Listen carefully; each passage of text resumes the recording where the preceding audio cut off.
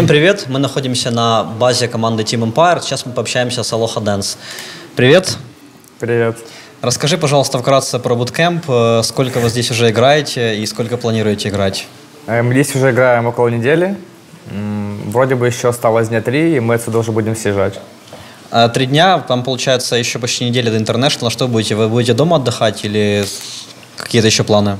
Да, мы пару дней побудем дома, и потом уже каждый с дома поедет на International, полетит. Хорошо. Вы находитесь сейчас в загородном доме, я так посмотрел, в принципе, хорошее место. В 2 словах, вы второй раз уже здесь, насколько я помню. Да, очень хорошее место, здесь много развлечений, хороший двухэтажный дом, мне здесь все нравится. Хорошо. Скажи, пожалуйста, ты вот молодой игрок, по сути, тебе 17, если не ошибаюсь, правильно? Да, правильно. И ты из того поколения молодых игроков, которые появились на профсцене совсем недавно, и с твоим приходом в команду результаты команды улучшились. Расскажи вообще, как тебе удалось пробиться на такой уровень и сейчас уже ехать на International? Я просто много играл в соло-матчмейкинг и стримил, и как-то в один день мне написал менеджер команды Empire Stranger, что хочет попробовать меня в роли там мидера на какое-то время, когда там были проблемы в команде. Ну и так я там как-то усвоился. А во сколько ты начал играть в доту? В 7 лет. В 7 лет. 10 лет играешь в доту? Ну там перерывы были большие, там какое-то время не играл, какое-то время в КС, линейку, ну в общем, всякие игры. Последние 1,5 или 2 года очень много играю в доту именно, без перерыва. Какой у тебя был самый максимальный уровень и насколько сейчас, вот многие игроки говорят, что там уровень соло ММР, он ничего не значит. По твоим словам, что можешь сказать об этом?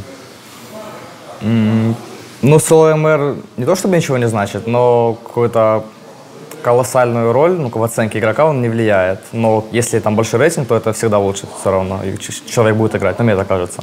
В каких-то микромоментах. Но на больших уровнях ты часто играешь именно с хорошими игроками или не всегда? Ну, когда ты понимаешь больше, чем 7000, все игры ужасны, которые тяжело выиграть, потому что 9 человек, как правило, имеют 4500 рейтинга, и ты играешь или за плюс 5 рейтинга, или за минус 45. И, как правило, выиграть такие игры бывает невозможно. Ну, то есть, если ты выиграешь 9 игр, а одну проиграешь, это будет то же самое, но это тяжело так сделать, в общем, вот.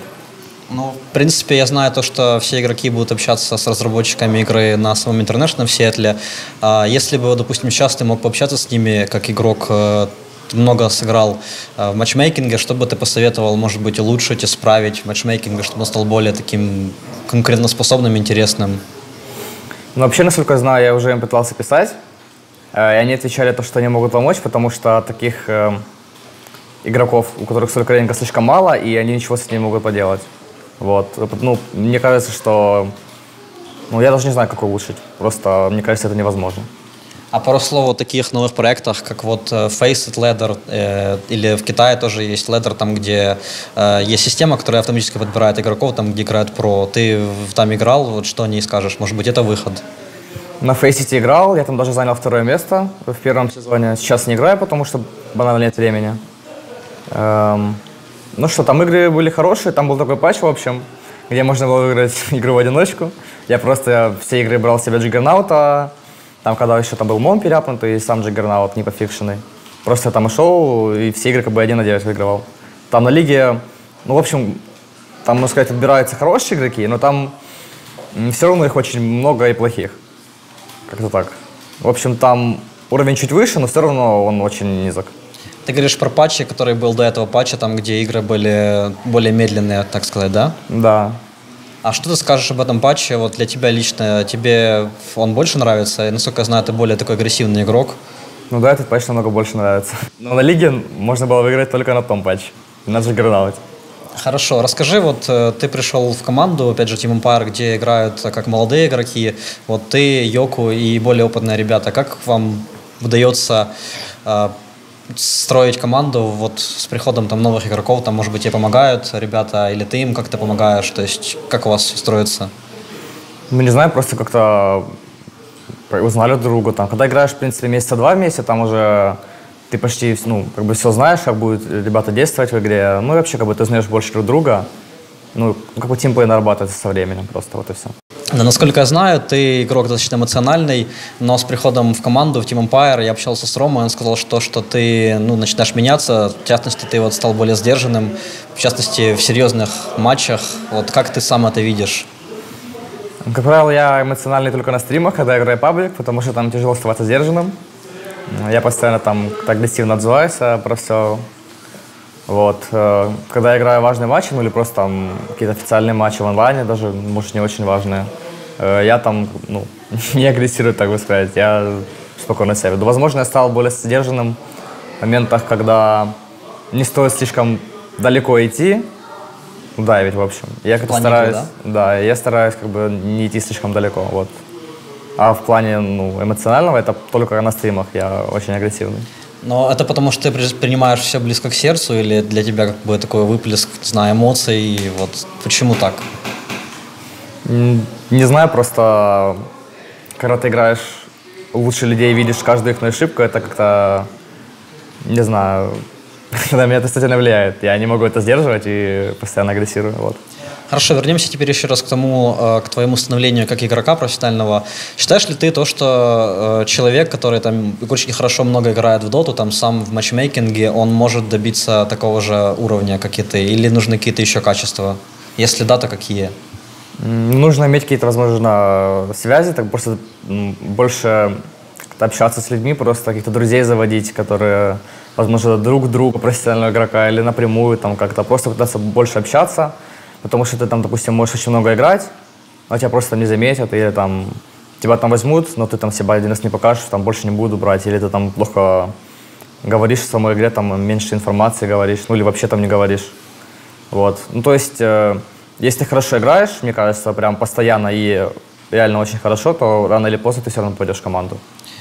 Хорошо, но тем не менее, вот, допустим, был опыт такого игрока, как Excalibur, которого взяли в то время еще Fnatic, если не ошибаюсь, но после этого его не было слышно. Что ты можешь об этом сказать, если знаешь, слышал? В те времена, когда он играл там в Fnatic'ах, на Нипа и Тинкере он хорошо играл и сильно, но потом там он себя пробовал в какой-то команде, не помню, как они назывались, там играл этот Симба, там еще какие-то игроки, в общем, там он играл на керри, он играл ужасно, его кикнули. То есть после этого... не знаю, возможно, он просто играл хорошо на Тинкере Мипа, а на других плохо, потому что, когда я видел на других героях, он играл очень плохо, вот. То есть, получается, недостаточно там тренировать только одних героев, нужен пул. Какой вообще пул героев, там, скажем, не знаю, минимальный, субъективно, на твой взгляд, нужен, чтобы там выступать на каком-то среднем уровне, может быть, полупро в каких-то лигах? Не знаю, желательно играть, конечно, на многих героях, но у меня особо тоже небольшой пул героев в матчмейкинге. Я там, как правило, играю на 3-4 мидерах, возможно, там пару керри, и там в каких-то там критичных ситуациях, когда уже тебе просто не ставят никакую другую роль, беру там Рубика на саппорта и бегаю просто по карте. Вот. Вообще желательно играть всеми героями. Знаю там людей, которые просто на одном играют героя, но это, мне кажется, не очень хорошо. Ну да, думаю, что законтрить таких героев там на турнире очень легко. Вот, кстати, по поводу стратегии. Вы во время буткемпа, фокусируетесь на чем в первую очередь? На оттачивании каких-то общих стратегий, которые уже есть готовы, или же вы новое что-то придумаете, готовите? Мы пытаемся придумать что-то новое, увидеть каких-то сильных героев, как-то отталкиваясь от них, строить стратегию. Может быть такая ситуация, то, что на самом турнире команда какая-то вот придумает новые стратегии, как-то адаптируется, потому что я знаю, на своем интернешнале всегда так было, что сама мета, она меняется, то есть все будут брать разных героев, у всех будут какие-то наработки, и очень важно, чтобы команда там любого уровня успела к этому адаптироваться. Вот что думаешь, ваша способность как-то там экспериментировать, что-то менять? Я думаю, мы сможем адаптироваться, если это понадобится.